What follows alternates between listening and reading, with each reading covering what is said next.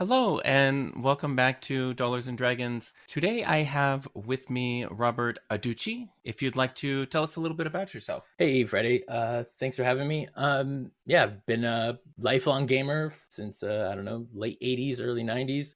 Played for a long time to the early kind of 2000s, then was sort of out for about 10 years, and then came back. And when I came back, I started doing more than just playing. I kind of got into the industry, writing and Kickstarters for people and marketing work, and that's what I've been doing for the past 10 years or so. Very cool. So I wanted to start a little bit further back in your personal history. Let's go back to 1995, athos.org.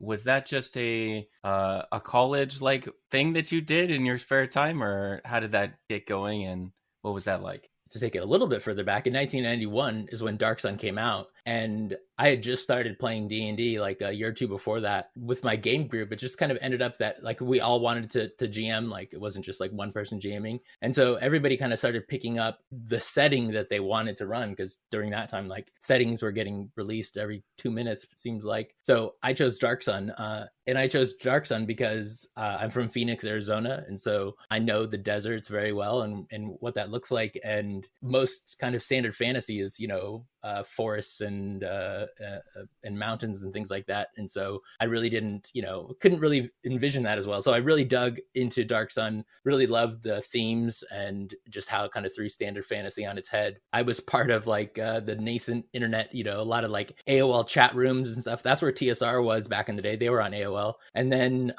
started getting into, making your own website and stuff. And so I created Athos.org, which back then was on my AOL account. Like I can't even remember what the URL was, but it was just some generic AOL account. And then it's kind of moved. So it was originally called the Burnt World of Athos. It's actually still called that, but everybody just calls it Athos.org. And then I like I said, I was just kind of learning about the internet. That's why I started creating the website, and it just turned into something that was fun. And back in the day, after AOL kind of shut down, everything sort of moved to mailing lists. And so it was like, you would send an email to a certain address, and then that would kind of distribute it to everybody. People still sort of use those, but not usually there was hundreds of people that were on it, right? So it was a pretty good conversations kind of happening all the time. So some people wanted to like put projects together. So like every week a different person would create a project, and everybody would like throw, a piece of content about that. And then they would grab that content and then put it together. And we called those things net projects. And so I'd put those up on the website. We also did a thing called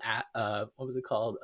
Sands of Athos, which was like kind of like a zine. Like every month we would put out an electronic zine, I guess, that just had some different content for the game. And so we did that for years. So from 1995 until about 2000, when at that point TSR had been bought by Wizards of the Coast, and they realized that they didn't want to keep supporting the all of these settings. And so what they did was they sort of asked the community. So Jim Butler, who is now the president of Paizo, but back then he was like the world's manager for Wizards of the Coast. So he went to each community for each setting and said, hey, we're going to have a vote. Which website do you want to be like the official website for your setting? And so I was lucky enough to have Athos.org, or the Burnt World of Athos, chosen as sort of like the official website of the setting. And, Dragonlance had it. I think the Dragonlance Nexus had it for Dragonlance, and can't remember who had it for Planescape, but, everybody, every setting had sort of this official designation. What that really meant was that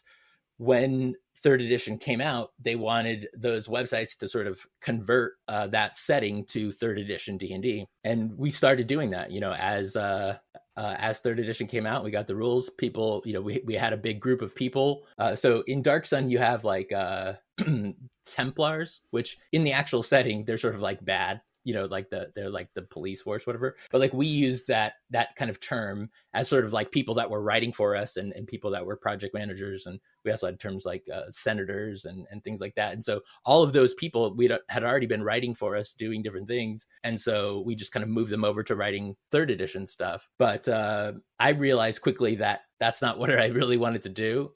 Just getting into the details of that sort of design at the time, I just didn't really care for it. So I sort of handed it off to Flip, who used to have another website. And so him and the team kind of kept on with it as I sort of moved away from gaming for a while in the early 2000s. Got it. What initially drew you to Dark Sun over all the other settings? I remember there was a lot, at least 5 like official ones in second edition, right? Yeah, there was a bunch during that time. Like I said, it was like really the initial thing was the desert. I really loved the idea that one of the things that's cool is, in most regular D&D, if you just look at like terrain, right, you've got just desert, like that's all desert, mountains, forest, whatever. Living in Arizona and I'm like a huge camper and a backpacker and stuff like that. So I've been all over this state. And while it is a desert, it is not just, sand.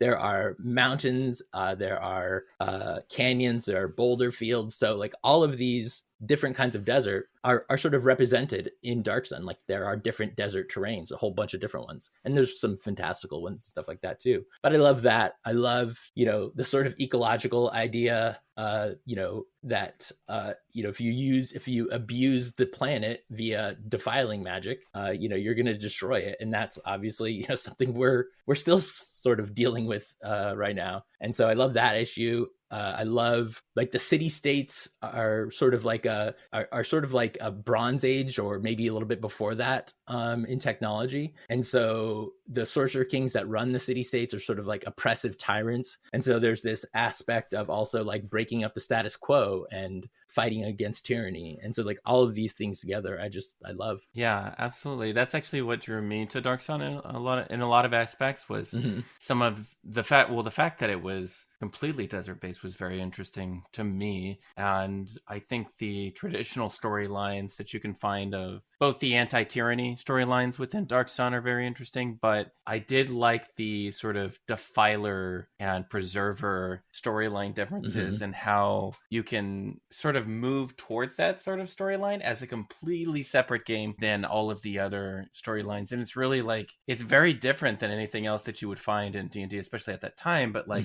even today, there isn't a lot of those types of storylines where we're dealing with ecology and like, whether destroying the planet and like, doing things for, or having like that kind of existential crisis, environmental issues or climate or anything like that. I would say about Dark Sun, just in general, there's a lot of safety tools required or like conversations, and like there's obviously a lot of very adult, not mainstream topics and storylines that you can explore with Dark Sun. Sure. Did you find that any of those topics or any of those storylines you stayed away from, or did you sort of embrace those things and like have open conversations with your tables about them? Aside from just the oppression, which is sort of like standard fantasy, right? Like you've always got some sort of bandits or something that are trying to oppress you, up to like tyrants, right? And so that's kind of been there. But really, the more thing that's sort of on the nose is slavery, right? And so I was just talking with this just recently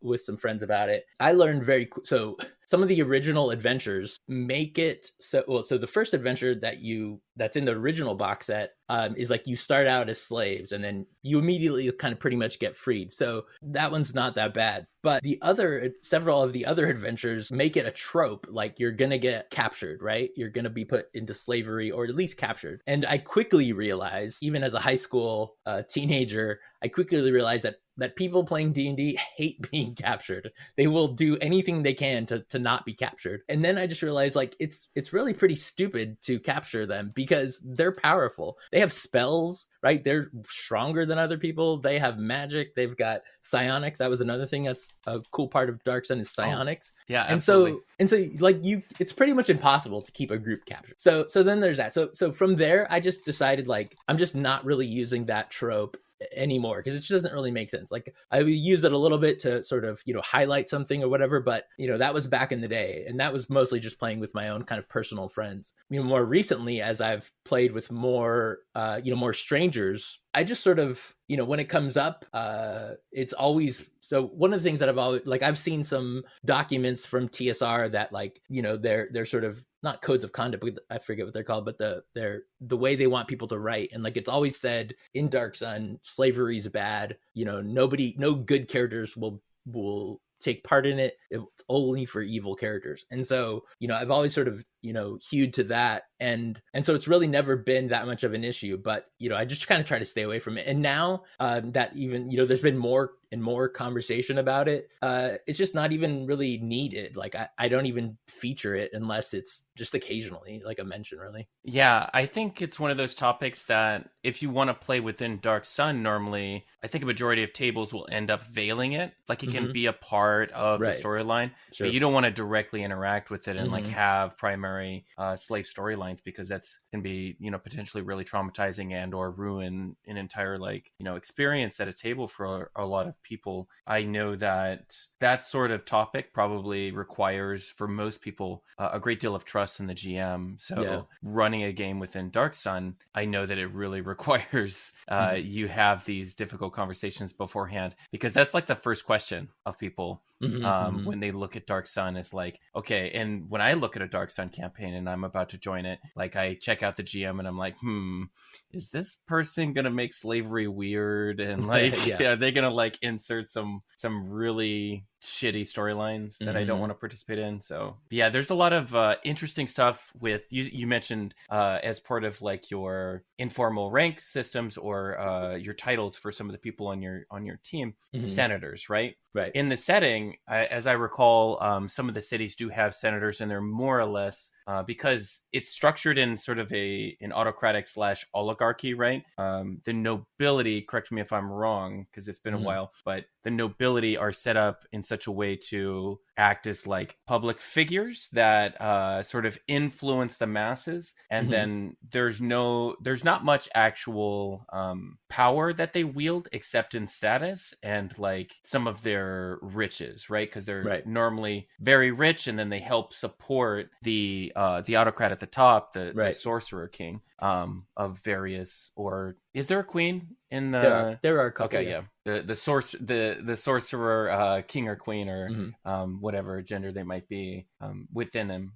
Have you run any storylines to do with like classism or anything like that within Dark Sun that your table was on board with? I find that it sort of just ends up being the same idea as like nobility in any other kind of D&D game, right? Like, so like they have the status and they have wealth and access to power in the government. And so what usually ends up happening is like player characters, regardless of their social rank, or caste or whatever, end up like going beyond that just because of, again, their own personal power. And so I've used the details, but like, again, it doesn't end up being like a big deal because they end up being someone that has the power. So for example, the city state of Tyr, that's the city where the status quo is sort of broken, in that their sorcerer king is killed pretty much right away. And so this council is made, and the council has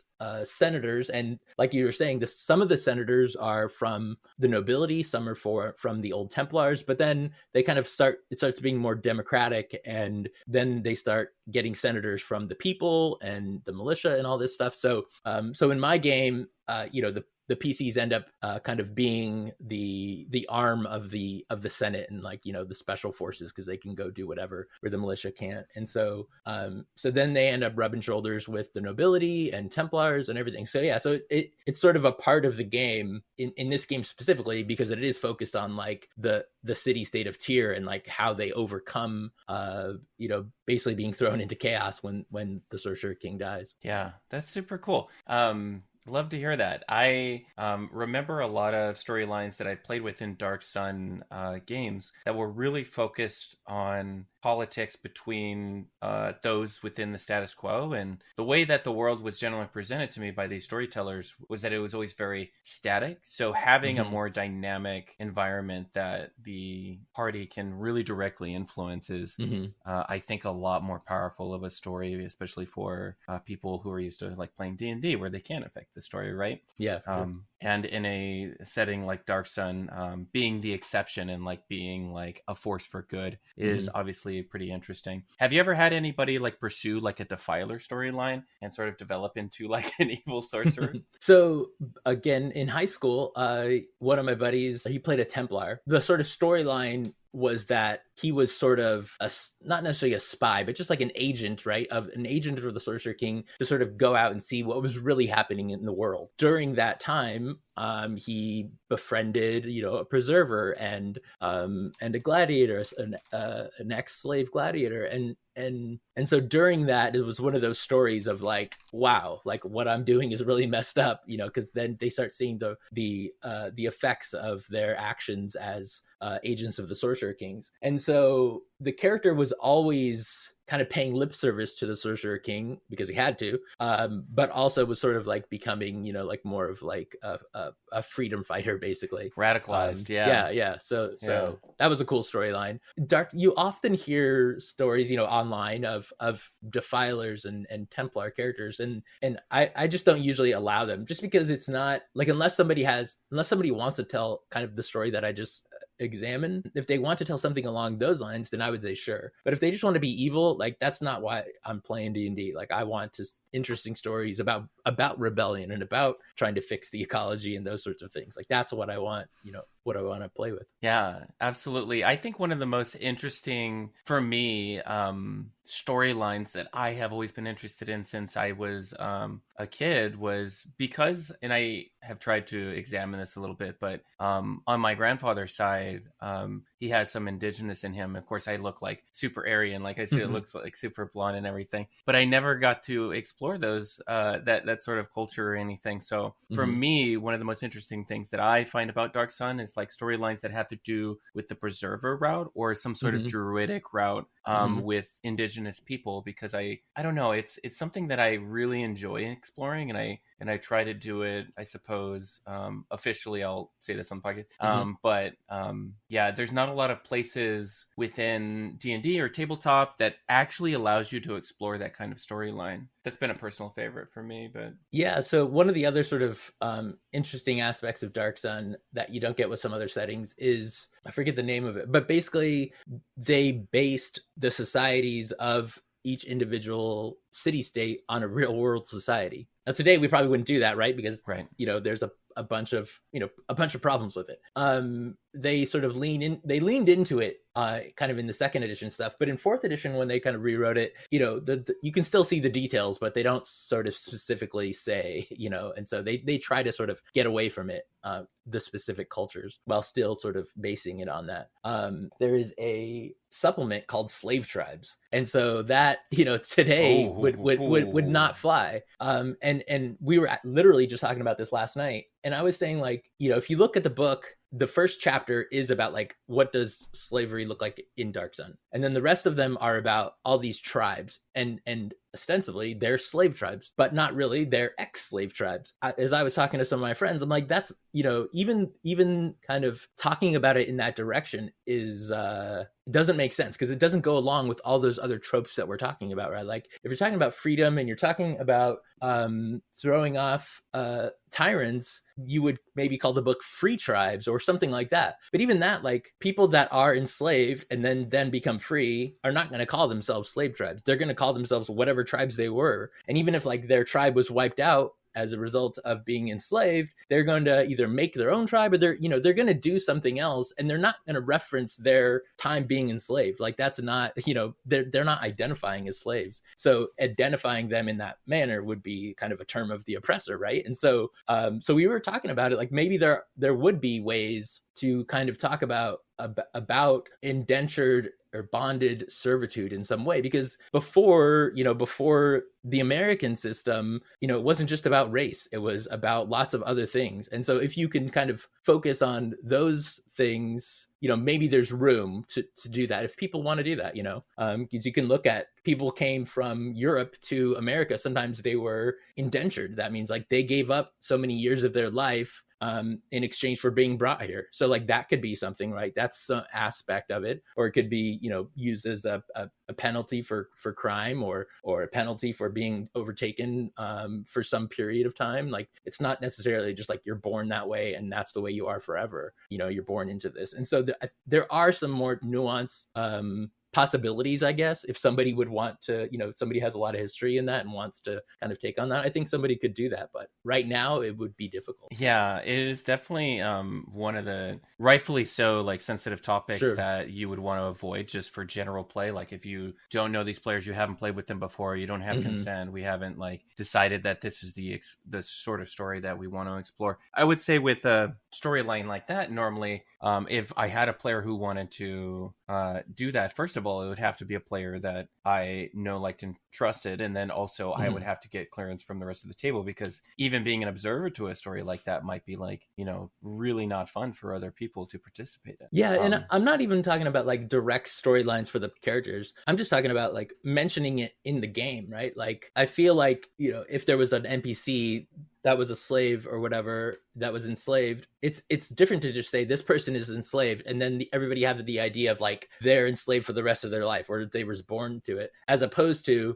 this person is an indentured servant to somebody, and like it just has a different feel, right? Like the way you talk about it. And so like I said, I think there could be some, if people wanted to explore that and people wanted to talk about that, because that's one of the big things, right? When people talk about especially now of like creating Dark Sun for 5th edition. So there's some portion of people that are like, well, they would, Wizards of the Coast is never going to do it because they're too woke, and so they're never going to include slavery. I mean, it's like, okay, well, maybe, but maybe there are other ways to kind of soften it, or not. One of the storylines that I had pursued at my table, more or less, was in some of in our history with like some indigenous people within the America, like North America. Sometimes Native Americans, indigenous people, would capture and have indentured servitudes from other tribes, right? Yep.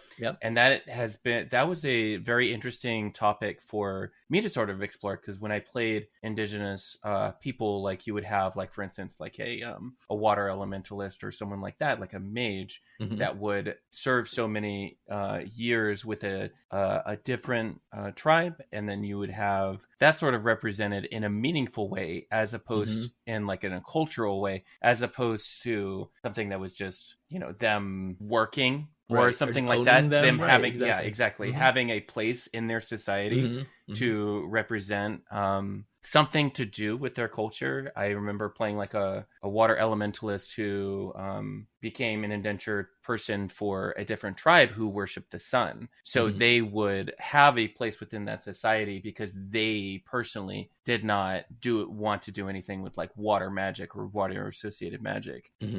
But that character still had unique and interesting interactions with the rest of the tribe. Totally. And there's a lot of evidence of, people after they are captured and are in that sort of position becoming members of the tribe.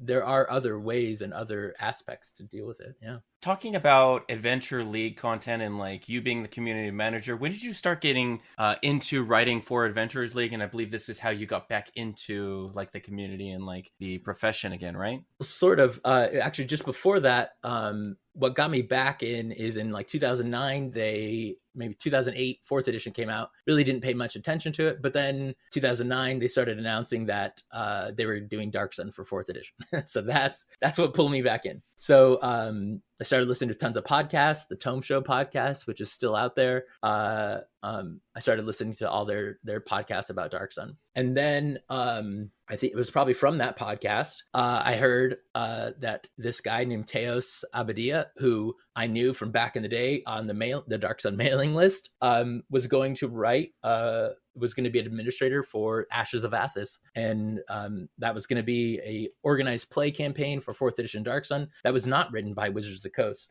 It was written by what is now known as Baldman Games. Baldman Games is the people that basically run conventions for Wizards of the Coast, or run the tables and things like that. And Teos was a member of that. And so he got a couple other people together to be the admins of it. And as soon as I saw that, I started reaching out to Teos and saying like, hey, how can I be involved? And, I started kind of editing some of the content. And then after I edited a few, I was like, I'd love to write a few. So I wrote a few of them as well. And so that really got me back into the game. And right about that time also, previously I had been my sort of day job had been wilderness therapy instructor, and so I lived like in the middle of nowhere in the deserts with these kids. But then I wanted to come back like to the city because I was getting tired of living in the middle of nowhere. I did that for several years, and so came back to at that time living in Denver because I wanted to practice martial arts, Aikido. I practice Aikido a lot,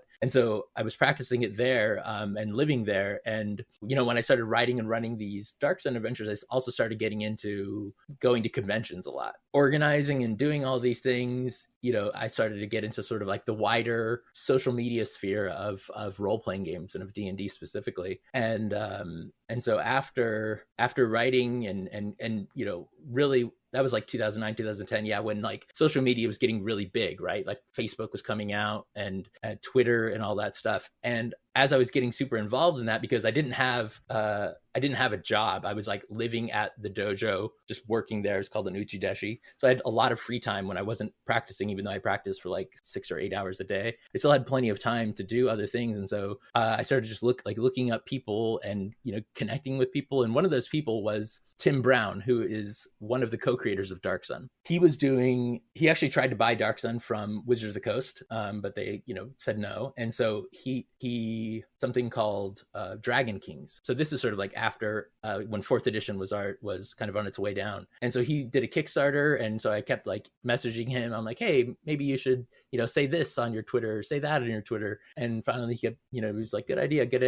Then he was just like, hey, you want to do this for me? And I was like, okay. So that's really what got me into sort of like social media, community management, and marketing. And then from there, it sort of just like built little by little, working with conventions, working with some board game cafes, working with RPG, helping people with their Kickstarters. And then once I had a little bit of experience with that, then I saw an announcement from Teos that they were putting together, that Wizards of the Coast was putting together an organized play for 5th edition. And so that was like, 2013, 2014, like whenever that was starting. And so I put my resume in there with, some good input from Teos because I had worked with him, some input from Tim Brown. And so I got that job. And so that's how I started being one of the 6 admins for the D&D Adventures League. And I was the kind of the community manager. Gotcha. And at that time, and I suppose for your first couple of years, what did your job really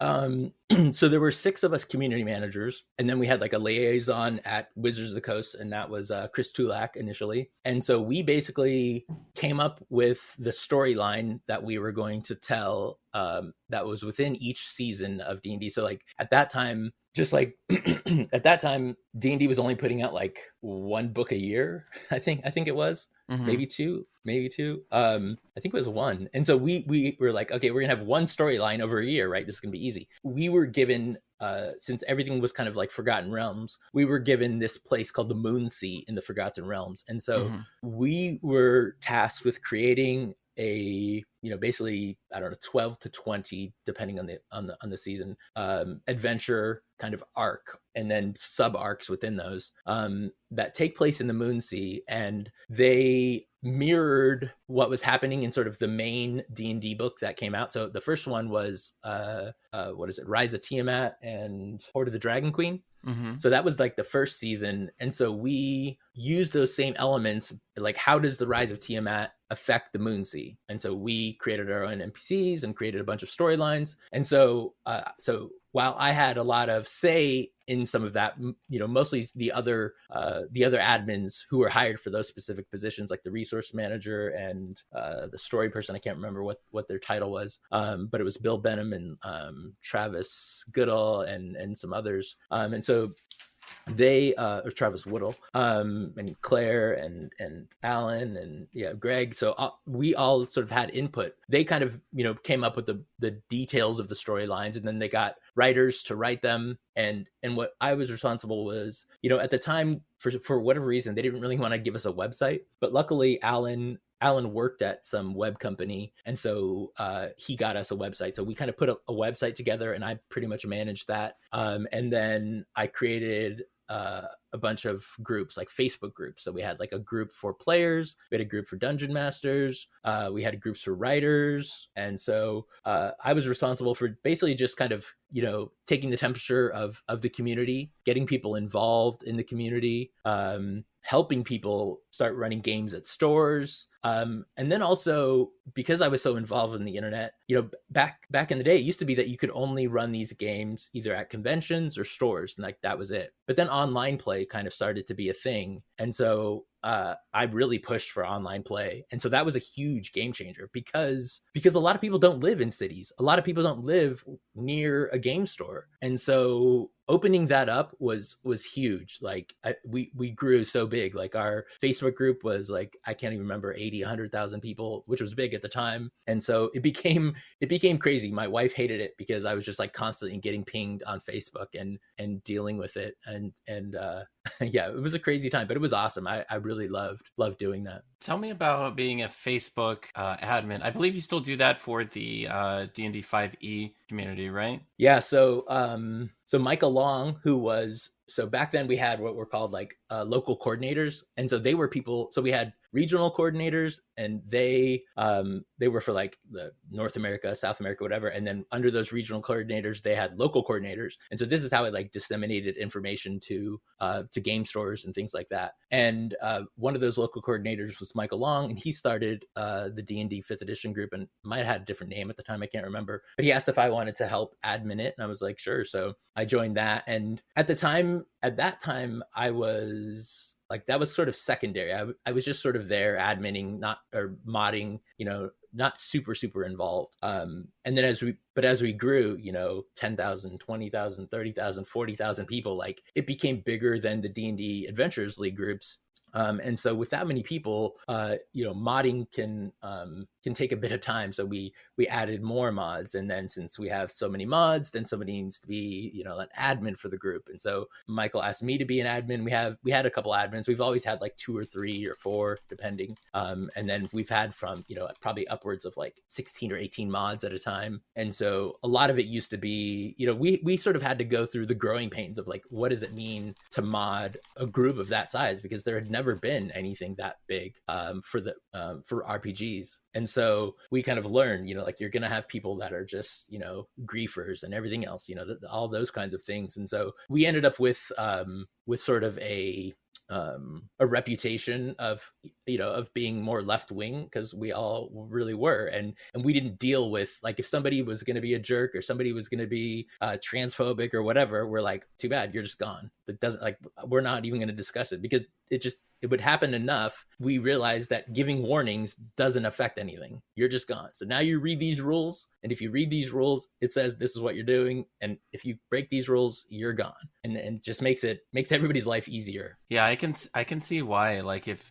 especially if like you have rule skirters or anything like that, that can just be such a headache, and it's such a massive group, right? That like the ensuing drama of someone rule skirting or like saying something that's inappropriate and then like only giving them a warning, like that's so much additional work. Yeah, it's so much work. Yeah, especially for such a large group where you have like thousands of posts a day. Like we had to turn on post approval for a while, and I think it's still on. But now Facebook has so many better tools, although they're not still great. I feel like they could be better. But I mean, it used to be really hard to sort of approve people. Like, there's just a lot of work that goes into all of that, especially when you have such a big group. So you have so many hundreds of people trying to join a day, and you have so many posts per day, and like how many hours was this taking away from your life? Probably too many. Again, my wife hated it at the time. Just too many, really. But at the time, I it made me visible. It made me more visible in the community. And so both with the D&D Adventurers League stuff, which was only a very part-time job. Like, so it's not like I was getting paid a bunch for that. But that also made me visible in the community. And so that got me freelance writing gigs and got me more Kickstarter, promotional work with people. And so I sort of made my living. And at that time also, my wife had just had our second kid. And so she was kind of moving away from her job, which was full-time. And then I was becoming sort of the sole income, and she was taking care of the kids. And so all of that, the reason I kept doing it is just because it had helped me be more visible. I'm sure that's that's honestly like 90% of like how do I break into this? Top of mind, just be known.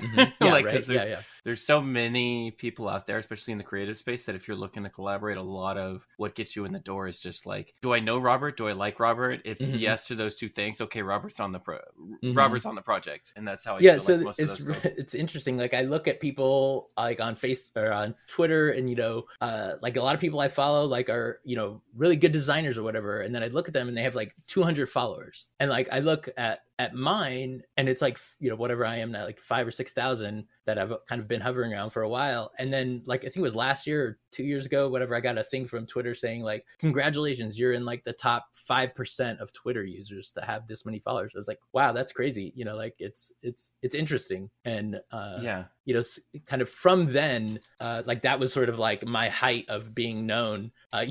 We were somewhere with my family, and somebody recognized me, and they're like, people know you?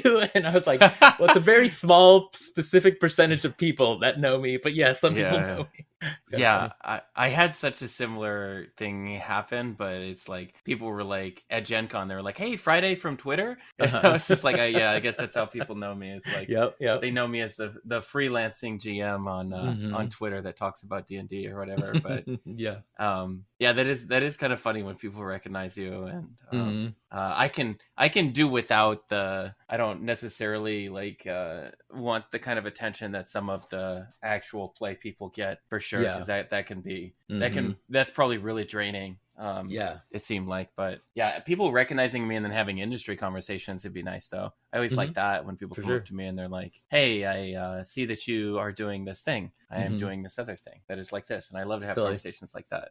That's always really interesting. But have you been attending conventions lately, or did you stop around the pandemic, or what's that like for you? So basically when I stopped doing Adventures League, that's kind of when I stopped going to conventions. Just didn't. Few people in this industry make a full-time living. Even fewer people in this industry can be the sole provider for their family. Yeah. And if I'm honest, I really wasn't making enough to be the sole provider. Like after Adventures League, I like what would happen during Adventures League is conventions would fly us out. So part of the Adventures League is we had these things called admin or author only adventures. Either people at Wizards of the Coast or the admins of the Adventures League could write these specific adventures, and nobody else could run them, right? They're like official adventures, but we're the only people that could run them. And as a result of that, conventions would fly us out to them. So they'd put us up and all that stuff. So that's the only way I was really able to travel and go to so many conventions. I mean, I was going to like 1 or 2 conventions a month at least for those kind of for the back. And then I think in 2016, so previous to that also, every time we wrote an adventure, Wizards would pay us like $500 to write the adventure. But then when 2016 came around and the Dungeon Masters Guild came out, what they started doing was, well, for a while, one of the super cool things that Wizards did that really made me love them, they could have put all of those adventures that we had written. So there was, I don't know, 3 or 4 seasons, maybe 3 seasons by that time. They could have put all those up there, and they would have been $4.99 or whatever, but all that money could have gone to them, because when you sign your contract to write an adventure, you're basically doing it as work for hire. But what they did instead is they put those adventures up there at even a higher rate anybody else has. So normally, you get 50%.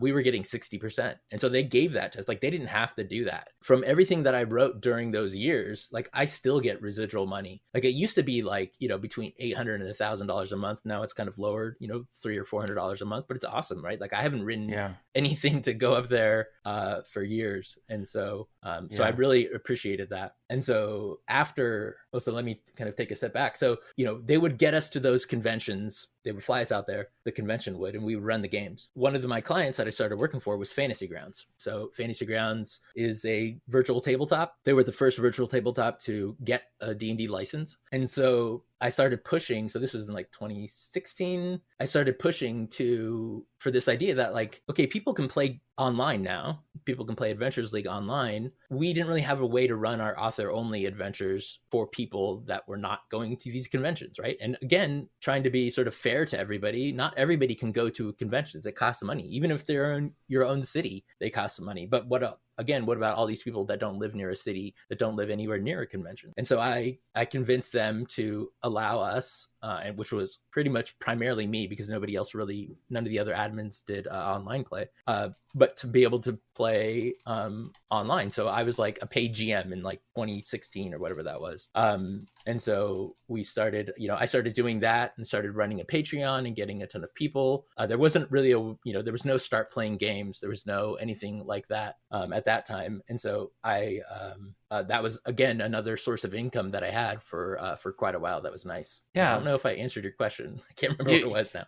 No, we started with talking about conventions, so that's good. Oh, right. Okay, and we're segueing beautifully into professional GMing. Yeah. And so that was, I suppose, then professional GMing for you started with Adventurers League. Mm-hmm. And then let's talk about you moving to professional GMing online then, and how that was and when you started. And like, I assume it was you just advertising via like email and message boards and things like that, and starting getting your start that way. Can you walk me through that? Yeah. So that I was very lucky. Compared to other professional DMs, especially now, is like, again, I had a built-in audience. Like, all these people knew me from Adventurers League, and I was running these author-only adventures that only I could run. I had a very good pipeline of people coming in. And so I set up a Patreon, started putting people on there. And at that time, the only place I could really advertise was Adventurers League, because at that time, if you posted anything about paid GMing, like, you were just dogpiled on about how you're ruining the hobby, and all of these complaints of a lot of people, because up until then, most people were, do you just play with your friends or whatever? And so people just didn't have the idea that this could be a job for most people, I should say. I've since then, I've heard tons of stories of people that, have been kind of professional GMing locally since the 80s or whatever. That really allowed me to run games. And so started doing that. That's when I think I got Discord as well. So I made a Discord. And so all those people started being playing in there. And so I just ran tons of games. And then even when I had left Adventurers League, they still told me like I could continue to run my author only adventures through like another year. So I did. Also during that time, maybe a little bit later, Devin Chulik reached out to me to kind of help him with an adventure he was writing. I don't think anything ever actually ended up coming of that adventure, but what came up of it was the relationship. When Devin and Nate, had the idea of start playing games, I think I was the first person that they reached out to and said like, hey, if we were making this product, like, what would you want in it? And so a lot of the features that we have are from, my direct input of that. Super cool. So for you and running pro games now, how many are you running a week now? And, how many players do you have? And like, where are you getting most of your audience, and so on and so forth? Yeah. So, again, to go back, when I was running a lot of author only stuff, I had a huge stable of players. And so, because I was running several of those a week, I was also running the kind of main, storylines, Waterdeep Dragon Heist and all of these. And then I also had several Dark Sun games. So at one point I was doing more pro GMing than marketing stuff. And so like, it was paying for most of our living at the time, along with the residuals from DM's Guild and things like that. So I don't know, probably at my height, I was probably running, 5 or 6 games a week. I no longer run at that level because it was exhausting. While I love running games, and a lot of it was sort of pre-packaged stuff, because I was running the same adventures over and over for my author only stuff, although I had a number of them. But it just was still like trying to have a family and trying, it was just too much like creative drain. And so I've slowed down. Right now I've only got kind of two games that I run each a couple times a week, or sorry, a couple times a month. And then I run a bunch of playtest stuff for the group. So like everybody that's ever joined one of my games is still in my Discord. And so, I post stuff like, hey, if you want to play, we're going to play this game on this day. And people that join, we have a game. as much as I love it, and even when I kind of got I've not had a job or whatever, I've sort of tried to do a little bit more, but it's never, I don't know, it's just not as appealing to me as it once was. I totally get that. Moving out of 2022 and like me being full time, I'm just like, okay, so 2023 is where I exit, right? That's my that's my exit strategy for running this many games. But I think something like pro GMing is oftentimes much better for most people, especially if you have a family, like you said, much better as a part-time gig, as an additional bit of income, as like a supplementary thing, because with the way that the business swings, especially with holidays and stuff like that, and like sometimes you have a table fall apart through no fault of your own, and that taking a $200 or $300 hit a week when you are depending on that income is devastating. Yeah. However, when it's only part-time income and it's like an additional bit that you use for savings or whatever, then it's not so bad. You know what I mean? So yeah, totally. I feel like depending on like the freelancing market, just like any freelancing thing, is like always so stressful. So I'm happy that you're not full-time anymore because I know, that's it's so much additional stress. For you and like maintaining like your community that you interact with, you only offer like a couple of games, you said. Are they both Dark Sun or what? No, one's Dark Sun and the other one, so actually my longest contributing patron who I've had from like, I don't know if it was the week I started, but really close to when I started running pro GMs again in like 2015, probably 2016. He's been my patron since then. And so he is, he has kind of directed several of my campaigns just because he's the one that's always there. And he's like, I want to play this or that. So it's always been Forgotten Realm stuff, but we've run Waterdeep Dragon Heist and we did the entire Dungeon of the Mad Mage. And then after that, we were like, well, what do we want to do? So I started running a Planescape game. So I did Planescape 5th edition. And then I had another group that they were like all new players. Well, not completely new, but they played in high school. So they were a small group that wanted to get back together. And we started running Icespire Peak. And then I had, some people join here and there. And then some people left. So I had these kind of two groups that only had like a few players. So I sort of mashed the Planescape group with the Icespire Peak group. And they were in Forgotten Realms for a while. And now they're moving kind of back into Planescape. So I've got that game going on. And then I've got a Dark Sun game. And the Dark Sun game, this incarnation of it. So I previously I ran a game that was what's called the Brown Age. So like before the current age. And so I ran that. So it was like several hundred years in the past sort of. And then one of my friends, Walter Bass, passed. And Walter Bass, I was very lucky to know him. At one point I was also like buying and selling used RPG books. And so I was at a convention selling these used RPG books in Denver. And a guy is like looking at the Dark Sun stuff. And I was like, is there anything I can help you with? And he's like, yeah, I'm just looking for a book to see if you have City State of Tyr. And I was like, I don't know if we have that book, but it's just, super good book, blah, blah, blah. And he's like, yeah, I wrote it. And I was like, holy shit. So started talking to him, became friends with him. And unfortunately, he passed from throat cancer a couple of years ago. And so after that, it was kind of like right around the time when I was finishing that other game, I was like, I'm going to run a City State of Tyr game, kind of in memoriam of Walter Bass. And so a couple of my friends that knew him personally also kind of played in that game. And we've kind of gone from, 3rd edition to now, or not 3rd edition, 3rd level, or maybe even 1st level, can't remember we started. And now they're like 12th level. And they have I've used almost everything from City State of Tyr, the book, in honor of him. He's also made a lot of the RPG, or a lot of the monsters for Dark Sun, so try to use those too. Well, that's wonderful to hear about. And I always love meeting people whom I've read their work, and I know it's personally like really gratifying as a writer to have someone read your work and like just be a fan of it, and just to have that conversation and be like, what did you appreciate, what did you like, and how did you use that in your game, and so on and so forth. That's always really cool. Have you had experiences like that as a writer for 4th edition, or from 4th edition? Well, yeah, I mean, yeah, over from every the stuff edition that you've written. Oh yeah, for sure. I mean, knowing I know Tim Brown the co-creator of Dark Sun. We talk all the time. I've worked with him at Ulysses Spila. We work together. He's got a new project that he's starting to get together that I've been working with him on. So like, yeah, it's been, it's awesome to know all of these, all these designers. They're such interesting people.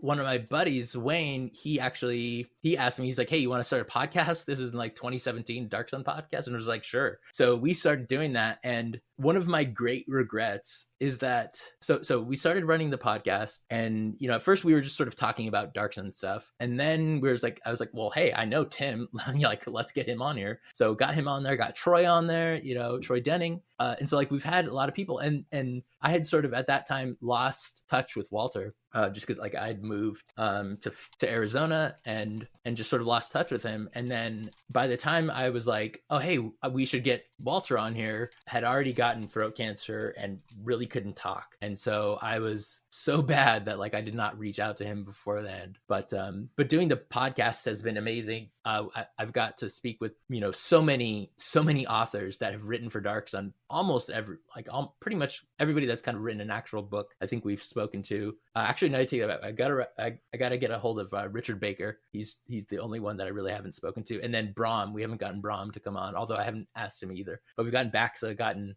just tons of cool people. Bill Slavicsek, everybody. It's been awesome. Yeah, talking with Brahm, that would be. I don't think I've ever even heard of an interview with Brahm before. I wonder if they would come on. Yeah, I don't know. I've emailed him a couple times over the years, but yeah. He's such an amazing artist that he's outgrown D&D. And like, I'm sure he gets paid bajillions of dollars for his artwork, and so, I mean, I've asked him, Tim has asked him, Tim got one of his pieces of art that he had done as a commission for somebody else that kind of looked like a dragon, the sort of a Dark Sun dragon. And so he used that for his cover of Dragon King's pseudo Dark Sun book that he ended up putting out. Very cool. Yeah. Did you think for a second, what sentence am I trying to form in my head?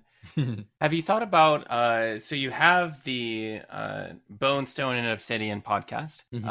Link will be in the description. As far as doing a different sort of podcast, have you looked at branching out in that? And do you still use your email list for marketing purposes or anything like that to tell people like what you're doing lately? Oh, like the old Dark Sun email list? Yeah. So that wasn't mine. That was actually Wizards of the Coast. Well, it was a company called MPGN. And then when Wizards bought it, they took it. And then they actually destroyed all of those files. But luckily, some people kept them, and you can find them on like Archive and things like that. Right. So it's great to kind of like go through some of those old emails. But so no, I don't really have an email list. But there are, Dark Sun Facebook groups. There's two of them. There's one of them which I own, and I'm the admin. It's called Dark Sun Athos Facebook page. There's a Dark Sun Reddit. There's a Dark Sun Discord. And so I'm in all those places, talking to everybody about Dark Sun. And so, even though I had given Athos.org to Flip, who again was one of the one of the old school guys, when I came back in like 2009, he was like, oh yeah,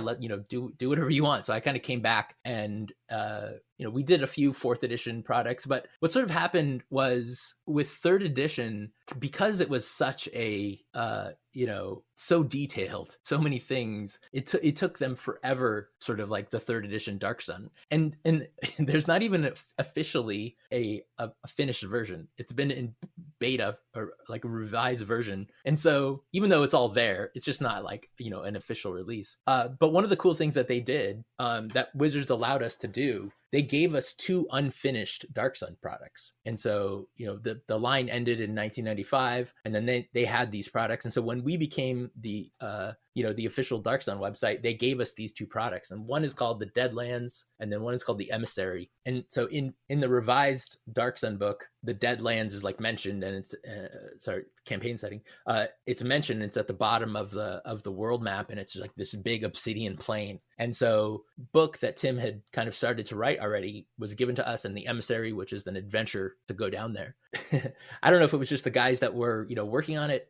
They were just so verbose. Like, there's so much written. They delved into the history of Dark Sun and created a bunch of content, so much. And over the years, for whatever reason, those didn't get finished. But they put out a ton of other stuff. So if you go to athos.org and look under products of athos.org products, I think there's like 12 or 20 now. But so those two adventures have kind of languished until I never wanted to continue to work on them. But I've still been posting things here and there over the years. But what happened was this guy, Jack, he started kind of reaching out to some of the people that were involved with those, and like he got copies of them, and then he ended up reaching out to me, and I'm like, hey, if you're going to do this, like, let's just do it. Like, you can do it. Here's all the stuff. Kind of gave him everything I had. Which at one point living, like I didn't have a home. I wasn't homeless. I was just working at, these wilderness therapy places. And so I just brought my like hard drive with me and a laptop, but it had all my stuff on it. And it got stolen, which sucked. So all my digital D&D stuff from, back in the 90s was gone. But luckily a lot of Dark Sun people are completionists. And so they had a bunch of that stuff. So I got it all back, gave it to Jack, who's called New Jack on Discord and Reddit and whatever. And so anyways, he started getting more people. And so he's now created this thing called the Pristine Tower Dev Group. And so the Pristine Tower is tower in Dark Sun. And they, at that tower, there's like mutations and weird stuff that happens off. So that's why they named it this. He has gotten a bunch of people together, a bunch of fans, and they have finished the Emissary. They have finished the Deadlands. And now we're like working on other projects. And so it's pretty much through his own force of will to really gather the community back together and start writing stuff. So it's been awesome in the last kind of couple of years. Yeah, that's super cool. I'm looking at it right now. I didn't realize this was on there, but I see that you have like a lot of these supplements and these offerings for the setting like available on athos.org, and that is super cool. Yeah, it's been fun. I mean, they since Spelljammer came out recently, they put together a quick Spelljammer thing. So there's the Crimson Sphere. So if you like Spelljammer and you want to master Spelljammer in Dark Sun, you could do that there. Nice. Yeah, that's super cool. Okay. Was there anything else that you wanted to mention or bring up or chat about briefly before we close out here? Well, I don't know if it's briefly, but there's been a lot of upheaval in the community as of late with the whole OGL thing. And it's interesting to see, kind of like I was talking about before, I have made my living on D&D for this past 10 years. And so I was recently laid off. I had worked for 2C Gaming for a while. And so I was recently laid off from there in November. And then they laid off the rest of their team as well. And that was like right before all the OGL kind of stuff hit. But that has all had the effect of like putting a kind of cooling effect on the whole industry. And so like I haven't had a job for a couple of months. So I'm kind of moving back into like the freelance area, both writing and, community management, social media, marketing. So if anybody has anything they need done, definitely reach out to me. But it's been interesting, looking in the Facebook groups. So I also started a 1D&D Facebook group a while ago when that was first announced. And so it's really interesting seeing like everybody's different perspectives on like, what does the OGL mean to them? Like some people are like, I have no idea what's going on. Other people are like, who cares? Like, it's just going to be, content, whatever. Like, so it's interesting to see everybody's perspective on what that means and what it means for the industry. Because people like me that are obviously super involved in it, it means a lot. And if even if they come out with something much more amenable to us and the old OGL, I feel like a lot of people are kind of moving away from D&D to other games. Like I know, not that I'm not ever going to write for D&D again or anything like that, but I want to run more and write more for Schwab Entertainment. His Shadow the Weird Wizard is about to come out. Is about to be kickstarted in April, and so we've been playtesting that, and that's been amazing. I really love that game. Like if you like D&D and you've ever played the Warhammer fantasy role-playing game, because he wrote for that too. Weird Wizard is sort of like a combination of D&D and Warhammer fantasy roleplay. Yeah, and a lot of people are indeed like moving away from D&D with the OGL split, and everyone, I suppose, kind of understanding, 5th edition is soon coming to an end, right? Mm-hmm. And especially with the way some things are worded on the OGL, someone making residuals or making enough to be worth the cost opportunity of actually writing for D&D 3P, that third party freelancer, is sort of drying up. That work's drying up. So a lot of people are going in different directions. Right. And I think it's, so being a marketing person, obviously the situation is just amazing. Like I've never seen such a marketing blunder in the history of games. Besides that, like I said, I'd recently gotten laid off from 2C Gaming. I was the first person to get laid off. And I knew that was a threat because they were a small company, and so I was the only person that didn't have anything to do specifically with creating the content, right? We had an editor, we had an art director, and also artists and writers and things like that. But I was the only person that wasn't going to be directly responsible for creating content. So therefore, I was the most expendable. So I got laid off. And that's going to be the case everywhere, right? Like people can do their own social media, people can do their own marketing. And so a marketing or social media person is often seen as sort of expendable, but also like the last person they're going to hire. And so like, even if people don't do it necessarily well, they can still do it themselves. And so my position is, especially vulnerable. And if Wizards comes to the point where people are hiring less, I'm probably not going, I need to find something else to do or something, for the moment at least. So yeah. I've definitely been in that position to where marketing is considered secondary, and then they look at their sales and they're like, why didn't we do well here? And it's like, right. well, did you have a marketer? Did you have someone focused on that? I know for a lot of corporations, it's almost, if not more than 50% of their budget a lot of the time is like, you need marketing to be able to reach the audience that you want, because you could design the best game in the world. If people don't know about it, then it's the best game in the world that nobody's played. Yeah. And so one of the things I will just shout out there for anybody that's listening, if you are running a Kickstarter is one of those things that people don't want to spend money on, right? People think that they can just go there, make their thing, and they're going to get money. Like you said, marketing can be 50% of your costs. Now, when you start thinking about that, what does that really mean? It's not 50% of your goal, of course, 50% of your costs. And how that usually ends up breaking out is if you're running a Kickstarter, you should plan to spend 10 to 20% of your goal, preferably 20% of your goal of what you actually think you're going to make, not necessarily your goal, because a lot of people put lower goal. And then, if you expect your Kickstarter is going to make $40,000, you should spend from $4,000 to $8,000 on marketing. That's not all just ads and things like that. That could be, your what it costs to actually put the Kickstarter together, like the, getting the images made and getting your video and all that stuff. But also, influencer stuff and ads, all of that stuff. And so I think most people don't think about that out of pocket costs, right? That's $4,000 to $8,000 that they need to have to make their $40,000 or whatever. Yeah. That old adage, you got to spend money to make money. Yep. It's unfortunately true, because unless you're leveraging like a giant email list, or you have built up exactly your marketing foothold as like an influencer or something like that, and you have an audience that you're reaching already, and unless you get really lucky, you're gonna need to